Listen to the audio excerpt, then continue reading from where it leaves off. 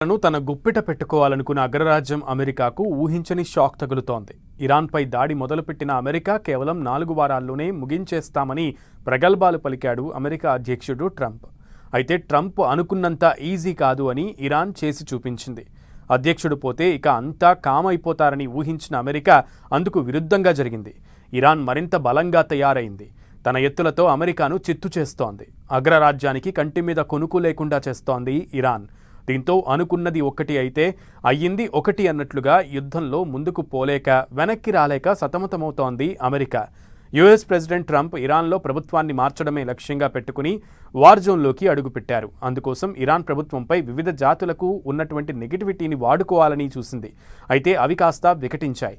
యుద్ధంలో నాయకుడు కోల్పోతే ఆ దేశం పని ఇక ఆల్మోస్ట్ అయిపోయిందని, అప్పుడు సైన్యం కూడా వెనక్కి తగ్గిద్దని ఎక్స్పెక్ట్ చేశాడు ట్రంప్. అయితే అందుకు పూర్తి విరుద్ధంగా జరిగింది.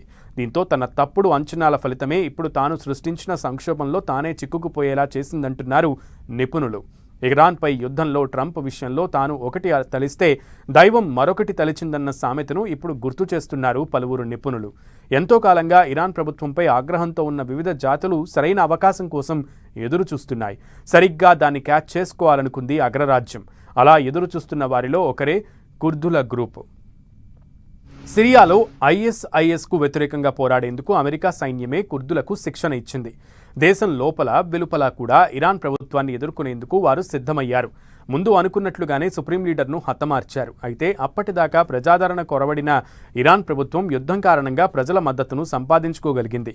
ఇక ఇరాన్తో కొనసాగుతున్న వారిలో అమెరికా అనుకున్న మొదటి ప్లాన్ ఫెయిల్ అయింది. దీంతో మరో ప్లాన్తో వార్ జోన్లోకి దిగుతోంది అమెరికా. ఇప్పటి వరకు గగనతల మీదుగా యుద్ధం జరగ్గా ఇప్పుడు యుద్ధ తంత్రాన్ని మార్చుతూ భూతల దాడులకు సిద్ధమవుతోంది. అమెరికా, ఇజ్రాయెల్ ఆ ప్రాంతంలోని అనుకూల పక్షాలతో కలిసి భూతల దాడులను మొదలుపెట్టాలనే దిశగా ఆలోచిస్తున్నాయి. అందుకోసం కుర్దులు, బలూచ్ల సాయంతో ఈ దాడులకు ప్లాన్ చేసినట్లు తెలుస్తోంది. ఇప్పటికే ఇరాన్ జనాభాలో 10% దాకా ఉండే కుర్దులు ఇస్లామిక్ ప్రభుత్వాన్ని కూలదోయాలని ఎంతో కాలంగా ప్రయత్నిస్తున్నారు. గతంలో సిరియాలో ఐఎస్ఐఎస్ను తరిమికొట్టడంలో ఐఆర్జీసీ సైనికులకు వ్యతిరేకంగా పరోక్ష పోరాటం చేశారు కుర్దులు.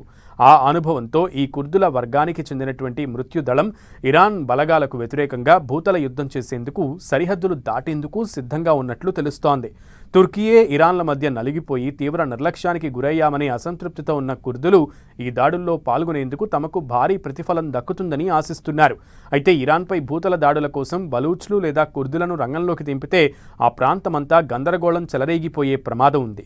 మరోవైపు అమెరికా ఎత్తులను చిత్తు చేసేందుకు ఇరాన్ ప్రభుత్వం ఎప్పటికప్పుడు తన యుద్ధ తంత్రాన్ని మార్చి అప్డేట్ చేసుకుంటుంది. ఇరాన్ ప్రభుత్వం తన బలగాల్లో ఎక్కువ మందిని స్థానికంగా ఉన్న 2 ప్రధాన మత కేంద్రాల నుంచి చేర్చుకుంటుంది. మత సంస్థలకు నిధులు సమకూర్చే వాణిజ్య వర్గాల్లో ఇరాన్ ప్రభుత్వం బలమైన పట్టును కొనసాగిస్తుంది. కాబట్టి స్థానిక భూభాగాలపై గట్టి పట్టు ఉన్న కుర్దిష్లు రంగంలోకి దిగిన భూతల పోరాటం అంత తేలికేమీ కాదు. మరోవైపు భూతల యుద్ధంలో బలూచ్లను దింపే విషయంలో ఇజ్రాయెల్కు మాత్రం ఇలాంటి సమస్యలు లేనేలేవు. ఇప్పుడు అమెరికా అనుకున్న లక్ష్యాన్ని చేరాలంటే తన ముందున్న ఏకైక మార్గం భూతల యుద్ధమే.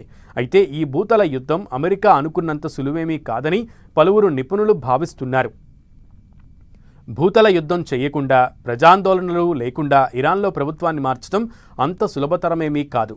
ఇరాన్ తన మనుగడ కోసం పోరాడుతుండగా అమెరికా మాత్రం స్వప్రయోజనాలపై తప్పుడు అంచనాలతో తాను తీసుకున్న గోతిలో తానే పడింది.